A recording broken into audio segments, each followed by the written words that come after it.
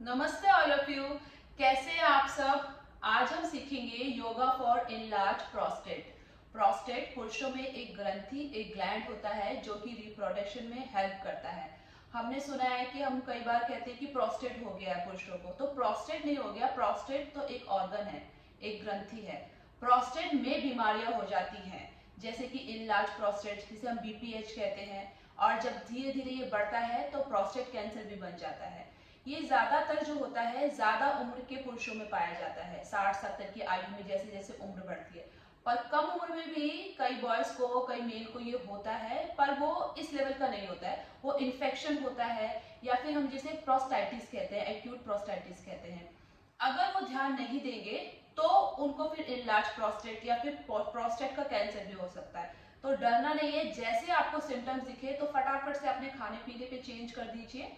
ठीक है, आप सबको पता है हरी सब्जियां, सलाद, फल ये सब खाइए और योगा अभ्यास करिए तो आप पूरी तरह से ठीक हो सकते हैं। अगर ध्यान नहीं देंगे तो ये परेशानी बहुत ज्यादा बढ़ सकती है।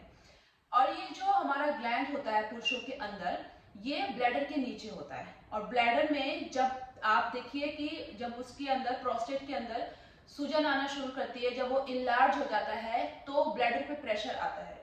और प्रेशर आने से फिर यूरिन पास नहीं होता और कई तरह की समस्याएं फिर आना शुरू हो जाती है। और ये किडनी के लिए भी अच्छा नहीं होता। तो इसके सिम्टम्स क्या होते हैं, जैसे कि सिम्टम्स आपको दिखना शुरू हो जाएंगे कि यूरिन पास करने में प्रॉब्लम आती है, आपको अर्ज हो रहा है कि ऐसा लग रहा है कि यूरिन आ रहा है। ठीक है, आप जा रहे हैं तो वन टाइम पे क्लियर से अच्छे से आप यूरिन को पास नहीं कर पा रहे हैं, ऐसी प्रॉब्लम आएगी। कई बार यूरिन पास करने में पेन भी हो सकता है। और धीरे धीरे जब ये प्रॉब्लम बढ़ती है आपकी, तब यूरिन लीकेज की प्रॉब्लम आ जाती है, स्टमक में पेन होना शुरू हो जाता है और यूरिन में ब्लड भी आ सकता है। वीकनेस, फटीग हो जाता है, क्योंकि ये स्ट्रेस इसमें बढ़ता है। तो इस तरह की प्रॉब्लम, हमें स्ट्रेस की प्रॉब्लम भी हमारे सामने आना शुरू हो जाती है। और बोन्स में, हड्डियों में दर्द भी हो जाता है। पर डरिए मत, ये तब होता है जब ये बहुत ज्यादा बढ़ जाता है। अगर स्टार्टिंग स्टेज दिख जाता है तो आप इसको क्योर करना शुरू कर दीजिए। और अगर बढ़ भी गया है तो आप डॉक्टर के पास जा रहे हैं, उसके साथ योगा अभ्यास भी आप कंटिन्यू करेंगे तो ये बहुत जल्दी आप ठीक हो सकते हैं। चलिए, तो हम इसमें करेंगे 5 योगा अभ्यास। ठीक है, और ये बिल्कुल आराम आराम से आपको सीखने हैं और करने हैं और रेगुलर करने हैं। और इन योगा जो पोस्चर्स हैं उन पे रुकना है। अगर आप रुकेंगे ना तभी आपको ज्यादा लाभ मिलेगा। और एक काम और आप करिएगा, ये योगा प्रैक्टिस करने से पहले आप सूर्य नमस्कार या चंद्र नमस्कार की प्रैक्टिस करिएगा। चंद्र नमस्कार इसलिए क्योंकि गर्मियों का दिन है, तो अच्छा रहेगा कि आप सूर्य नमस्कार की जगह चंद्र नमस्कार की प्रैक्टिस करिए।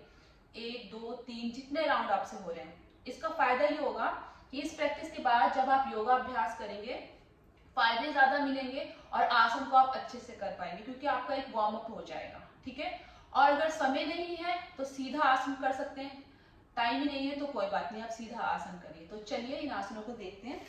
तो फर्स्ट आसन हम करेंगे बद्ध कोणासन। देखिए पैरों को इस तरह बटरफ्लाई जैसे आपने सुना होगा, इंटरलॉक करेंगे। और ये ठीक है, अभी ये देखिए जो हम ये मूवमेंट दे रहे हैं ये बटरफ्लाई की तरह, तो ये आसन नहीं है। आसन में स्थिरता होती है, तो ये क्या है, एक एक्सरसाइज पर करनी पड़ती है क्योंकि लोगों के आजकल फ्लेक्सिबिलिटी नहीं है। ठीक है, इस पैल्विक रीजन पे फ्लेक्सिबिलिटी नहीं है, कईयों के पैर इतने होते हैं।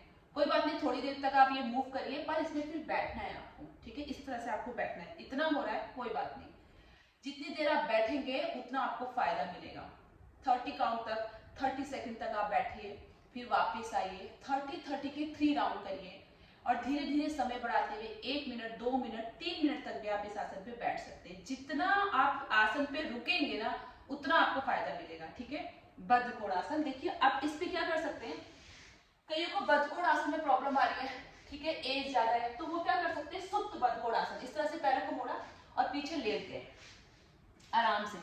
ठीक है, अब ये पैर इतने होते हैं कईयों के, तो क्या करना है, कोई भी तकिया लेना है, दोनों तरफ पैरों की इस तरफ ऐसे लगा लीजिए और पैरों को इस तरह से आप रिलैक्स होकर आराम से लेट जाइए। ठीक है ना, जैसे मैंने बोला आप 1 मिनट, 2 मिनट, 3 मिनट तक भी इस पोस्चर पे रुक सकते हैं। पैर देखिए इसी तरह से बटरफ्लाई पे ही है। ठीक है, अब ये जो तकिया जो आपने लगाया है सिर्फ स्टार्टिंग में, इसकी आदत नहीं बनानी आपको। ठीक है, नहीं हो रहा है इसलिए, उसके बाद जब समय हो जाए, काफी दिनों तक आप करें, तो फिर इसको हटा भी लीजिएगा और फिर आराम से बैठिएगा। ठीक है, तो ये एक आसन हो गया। अब हम करेंगे दूसरा आसन, जानुशीर्षासन। ठीक है, इसमें क्या करेंगे, देखिए दोनों पैर सीधे हैं, एक पैर के घुटने को मोड़ के और जो ये एड़ी है इसको पेरिनियम के पास लाएंगे, यानी जितना आप अपने शरीर के पास ला सकते हैं, ठीक है, ऐसे रखेंगे। दूसरा पैर आपका सीधा है, ठीक है, सांस भरते हुए दोनों हाथों को ऊपर लेके जाएंगे और सांस छोड़ते हुए नीचे आएंगे। देखिए इसमें स्ट्रेचिंग देने के लिए फोर्स नहीं करना है, आराम से करना है। सिर्फ कईयों से सिर्फ इतने ही होगा, क्योंकि कईयों की एज भी ज्यादा है, कोई बात नहीं, आप इतने में ही रुकेंगे। और जो कर सकते हैं वो इस तरह से करिए, नहीं तो सिर्फ इतना, ठीक है। अब यहाँ पे ब्रीदिंग जो होगी, सांसें नॉर्मल चलती रहेंगी और यहाँ होल्ड करेंगे आप, ठीक है, वही 30 सेकंड तक आप होल्ड करिए, 1 मिनट तक भी आप होल्ड कर सकते हैं, जितना आपसे हो रहा है। फिर सांस भरिए और वापस आइए। इसको दोनों पैरों से आपको करना है, ठीक है, जानु शीर्षासन। अब इसके बाद इसका काउंटर पोज कर लेंगे हम। इसके लिए इजी वे में करेंगे, ठीक है, दोनों पैर को मोड़ेंगे, पूर्वोत्तानासन। अब हाथों को देखिए इस तरह से रखेंगे, ठीक है। अब लेग्स अपार्ट मींस लेग्स में आपके गैप होना चाहिए। कितना गैप होना चाहिए? जितना आपके शोल्डर पे उतना पैरों पे गैप होना चाहिए। और सांस भरते हुए हिप को ऊपर की तरफ लेके जाएंगे, देखिए इस तरह से, ठीक है, ठीक है, इस तरह से आप लेके जाएंगे और इस पे होल्ड करेंगे 30 काउंट तक और फिर वापस आ जाएंगे, ठीक है। इसके 3 राउंड आप कर सकते हैं। अभी इसका हमने काउंटर पोज कर दिया, हमने जानु शीर्षासन किया था उसका काउंटर पोज कर दिया, ठीक है। 2 आसन हमारे हो गए हैं। अब तीसरा आसन हम करने जा रहे हैं गोमुख आसन। तो गोमुख आसन के लिए देखिए एक पैर मोड़ा, इसको इस तरफ ले गई मैं, ठीक है। अब ये दूसरे पैर को ऐसे क्रॉस करके बैठना है, ठीक है। और ये जो आपका बट है ये ऐसे रेज नहीं रहेगा, ये जमीन पे रखने की कोशिश करिएगा। और ये जो घुटने हैं एक दूसरे के ऊपर, देख रहे हैं आप?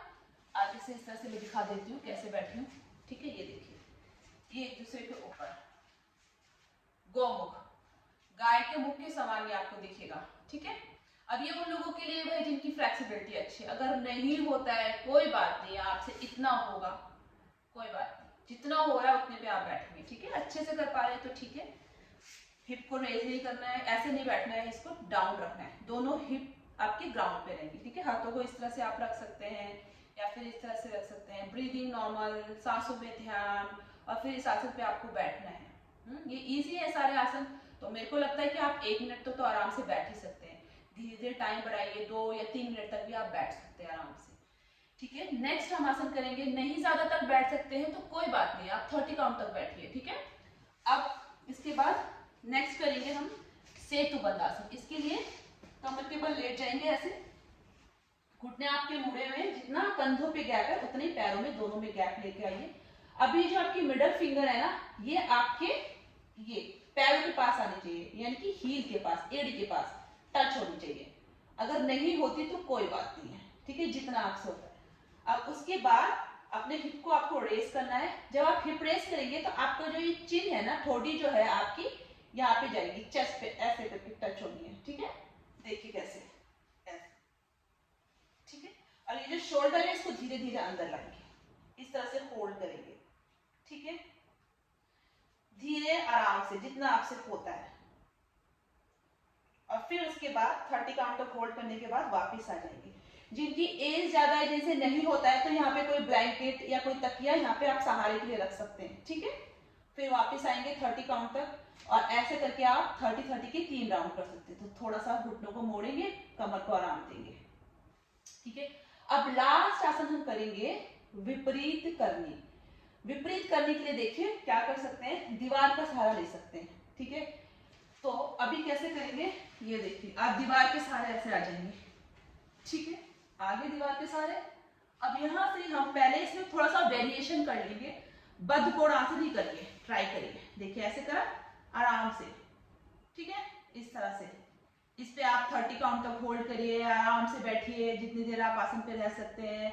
सांस जो है आपकी नॉर्मल चलती रहेगी, ठीक है। उसके बाद सेकंड, पैरों को इस तरह से ओपन करिए धीरे धीरे।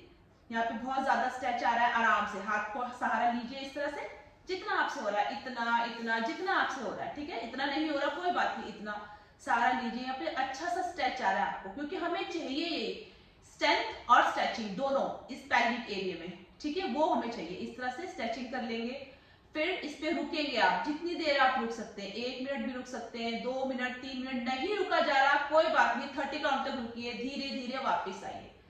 अब करेंगे विपरीत करनी, ठीक है। उसके लिए क्या करेंगे, देखिए दीवार के सहारे घुटने मोड़ लीजिए, आराम से ऐसे दीवार के सहारे जाइए, कोहनियों को ऐसे शरीर के पास लाइए, ठीक है। अब अपने हिप को ऐसे उठा लीजिए, ठीक है। अब कोई ब्रिक ले लीजिए, ब्रिक मेरे पास है, योगा ब्रिक। आपके पास नहीं है तो आप कोई तकिया ले सकते हैं, उसको कमर के नीचे ऐसे लगा देंगे, कमर के नीचे देखिए ऐसे लगा लिए आराम से, और फिर पैरों को ऐसे सीधा कर लिया है, ठीक है। अब इस पे आप होल्ड कर सकते हैं आराम से, ठीक है। 30 काउंट तक करिए, 30 सेकंड तक करिए, वापिस आइए, फिर दोबारा से रिपीट कर सकते हैं। नहीं तो 1 मिनट रुकना चाहते हैं तो इस पे आप 1 मिनट भी आराम से रुक सकते हैं, ठीक है, क्योंकि सपोर्ट ले लिया है। और एक चीज ध्यान रखिएगा, ये जो विपरीत करनी हम कर रहे हैं ना, जिनका बीपी हाई रहता है वो लोग, या फिर हार्ट की प्रॉब्लम है वो लोग, ज्यादा ना रुके इस पे, ठीक है। 10 काउंट तक रुके, गर्मियों का दिन भी है, क्योंकि इसमें ब्लड का सर्कुलेशन हेड की तरफ आ रहा है, तो इसको कम करें आप, ठीक है, यानी कि कम रुके इस पे, 10 काउंट तक ही रुके। और जिनको कोई प्रॉब्लम नहीं है, बीपी हाई नहीं है, हार्ट की प्रॉब्लम नहीं है, तो वो ज्यादा देर तक भी रुक सकते हैं। चलिए, ये आसनों की बात हुई, आसन कंप्लीट हो गए हमारे। अब जब ये हमें बीमारी होती है तो हमारा स्ट्रेस लेवल भी बढ़ जाता है, तो उसको कम करने के लिए हम क्या करेंगे, हम करेंगे भस्त्रिका। कपालभाति आप सबको पता है, आप वो भी कर सकते हैं, तो थोड़ा सा मैंने यहाँ पे डिफरेंट बताया है। भस्त्रिका करेंगे। भस्त्रिका देखिए आप चेयर में बैठ के भी कर सकते हैं, जमीन पे बैठ के भी आराम से कर सकते हैं। बस ध्यान रखिए कमर सीधी होनी चाहिए, दीवार का सहारा ले लीजिए कमर सीधा करने के लिए, ठीक है। ऐसे कमर को झुका के नहीं बैठना है, ठीक है, लोअर बैक में पेन आ जाएगा। भस्त्रिका के बाद हम अनुलोम विलोम कर लेंगे, ठीक है। तो भस्त्रिका के लिए देखिए मैंने इसमें थोड़ा सा वेरिएशन डाला है। भस्त्रिका नॉर्मल क्या होता है, सांस लिए और सांस छोड़िए। कपालभाति में हम क्या करते हैं, सिर्फ सांस छोड़ने में ध्यान होता है, और भस्त्रिका में सांस लेने और छोड़ने दोनों पे ध्यान होता है। तो ये वेरिएशन इसलिए डाल रहे हैं कि ताकि हमें याद रहे। कौन सा वेरिएशन है, हाथों के साथ। देखिए सांस भरेंगे हाथ ऊपर और सांस छोड़ेंगे नीचे, कैसे, जैसे सांस भरी, हमें याद रहेगा कि हमने हाथ ऊपर लेके जाने, सांस भरनी है और हाथ को खींचते हुए सांस छोड़नी है।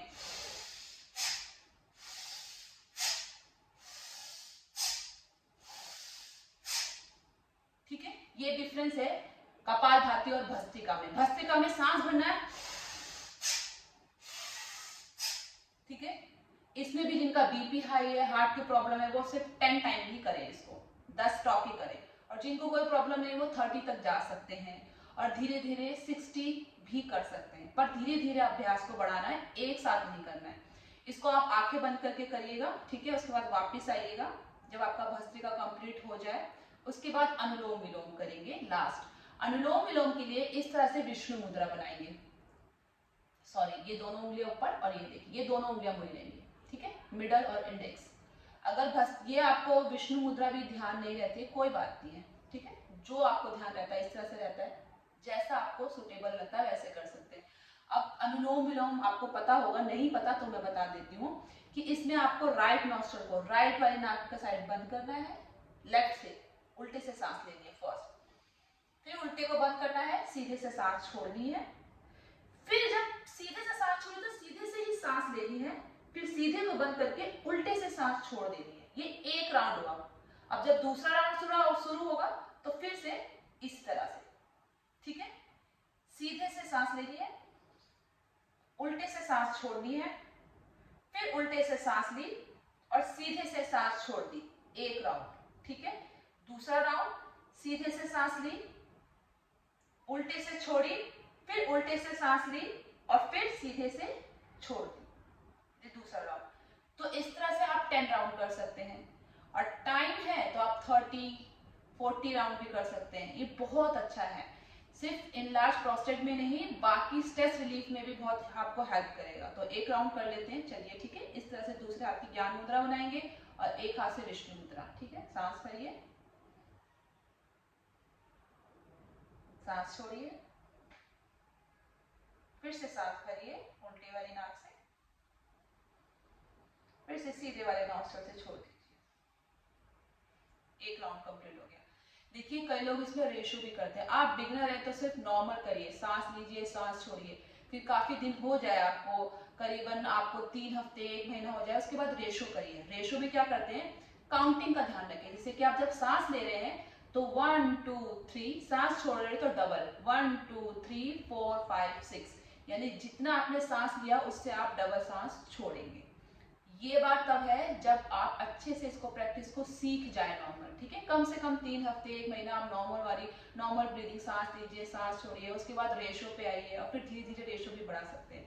तो ये सारे अभ्यास जिनको इलाज प्रोस्टेट की प्रॉब्लम है वो लोग कर सकते हैं। और अगर किसी और को प्रॉब्लम है, आप उन्हें जानते हैं, तो उनसे भी वीडियो शेयर करिए। मुझे आशा है कि आपको मेरा प्रयास अच्छा लगा होगा, और अगर मेरी वीडियो अच्छी लगती है आपको तो लाइक शेयर और सब्सक्राइब जरूर करिए। फिर मिलते हैं एक नई वीडियो में, तब तक के लिए नमस्ते, love you all, thank you so much.